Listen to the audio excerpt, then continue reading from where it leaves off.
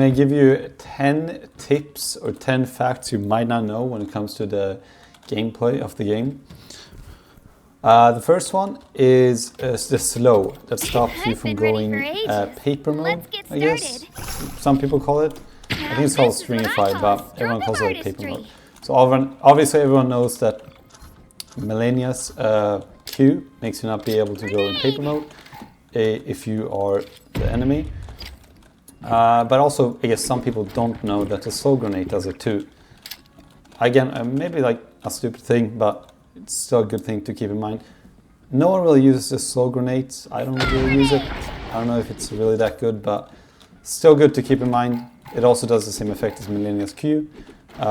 Preferably, you'll have one Meddelena, support in your team. She's too OP. If you don't have her in your team, it's a big downside.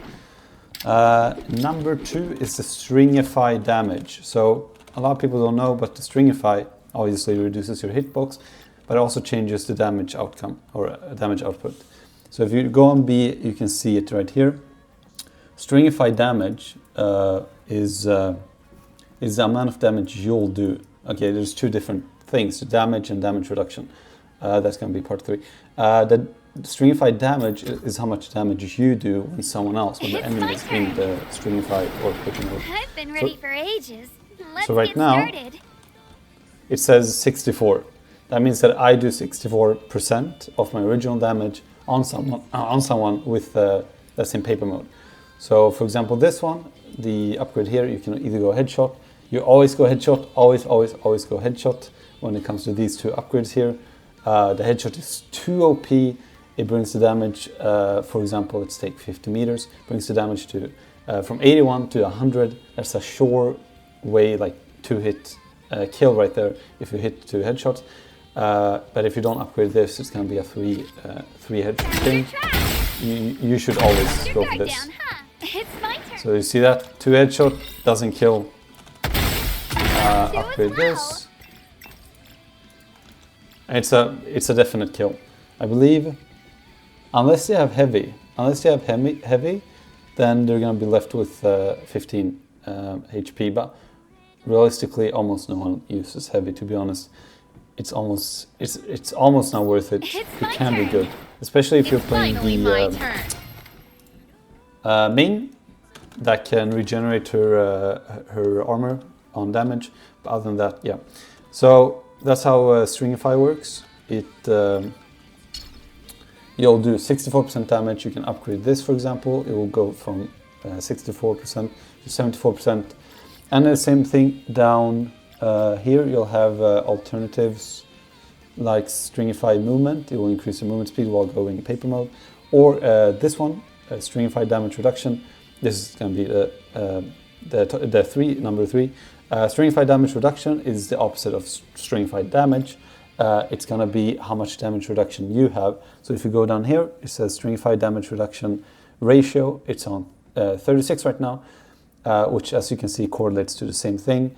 This is baseline 64% damage, and what's left of that is the baseline, which is 36% reduction. So you'll have a 36% reduction when you go stringify and someone shoots you, for example, unless you choose to upgrade it, I guess. Which, I don't know, it depends on the person and how your playstyle is. Do you want 15%? Do you want 50% the more movement speed so you can juke while people are shooting at you, or do you want a 25% reduction? Personally, I go with the 25% reduction, but that's on you. You're gonna have to pick that however you want, depending on the playstyle. Second, weapon speed is not affected by movement speed. This is one thing some people don't know about. Some people tend to run with their secondary, thinking they actually run faster. You do not. You do not. Whether you run with the grenades, whether you run with the secondary or your main, it does not matter. The movement speed is the same. But if you're like an ADHD monkey like me, I just run around doing this, right? But it doesn't matter. The movement speed is the same. Number 5 is if you don't know, you can hold F1 to see your abilities mid-map or mid-gameplay. It looks a little bit different than how it typically looks. And you also get the key command presses up there if you're confused. You can see E to stick to walls, U to talk to the room. The room is the specific party you chose to be in before you joined the match. V is the whole team you're in right now, and then Z is to ping. And then left control, of course, sidestep or glide or paper mode. Number 6. Number 6 is if you want to bring up the map, you can hold caps lock. You can hold caps lock and it will bring up the whole map, not like a portion of it, but the whole map. And from here you can do stuff like, ping. So if you want to tell your team to go a certain route, you can, ping them where to go. But that's if you hold. So holding is, I guess, advantage because if you release it, auto hides the map. Otherwise, you can just press M and it will be on the screen until you press M again or exit. You cannot get the map away from the screen by just shooting on the side or whatever. It's going to remain on screen until you press M or exit or caps lock again. A thing I don't know actually if most people know about this or not. Meddelena's abilities, the Q. So you have her passive right here that you get after upgrading 2 of these yellow ones. So if you upgrade these, you get this passive. Meddelena can now conceal herself by wall sticking in painted areas, slowly healing while camouflaged. Some people don't know about this. It's either because they just didn't pay attention or because not a lot of people play Meddelena. She's actually my main, but a lot of people don't play her. She does not only hide, but she also heals while doing this. I can't really show you because I can't take damage in training mode. But another thing that's important to know, when you do this, so some people think that this ability is completely OP, but there's actually a tell to know if she's actually in the walls. So when she's in the wall and she's healing, you can see this. You see that? Even if she's standing still, you can see these little bubbles on the screen.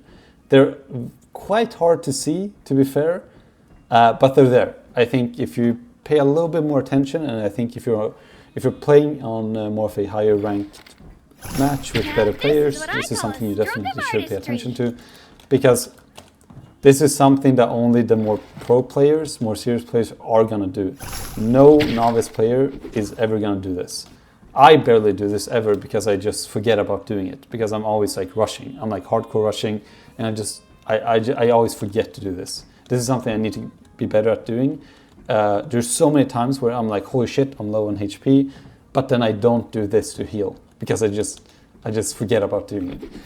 So yeah, that's the tell, and then the more you move, the easier it is for the enemies to see you. Now it's really obvious for the enemies to see you, right? So you might want to try to avoid this by being like in the corner of the map. As you can see, it's much harder to see it. But yeah, and then what is this? Number 6. Number 7.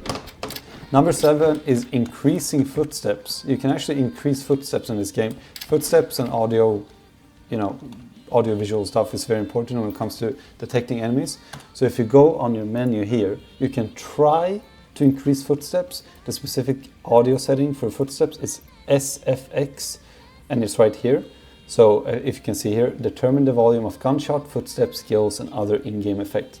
So if you want to try to boost this, you can kind of play around with these settings, like lowering the music, because sometimes the music does play in like inappropriate moments where it will fuck up you being able to hear footsteps.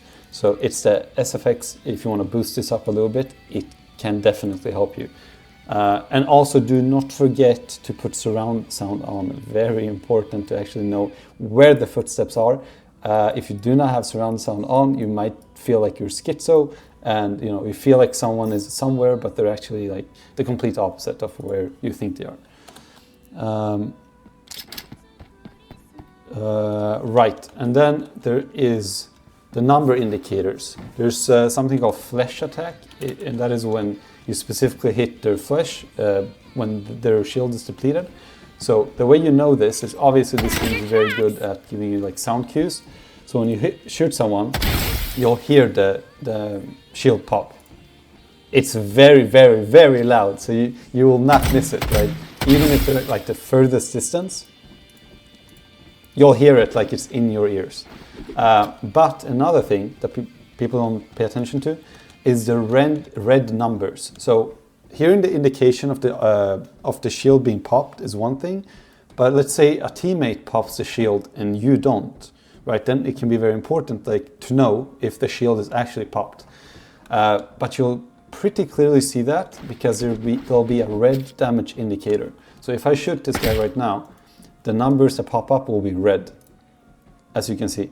There's two different numbers. I believe that's because it stacks, so if you do multiple shots, it's 10, 10, 10, 10, 10, but the actual red big number is the total number of damage. So yeah, the red indicator or red damage lettering will tell you if they have a shield or not. So if I shoot this guy right now with a shield, there'll be yellow numbers with a big shield emblem.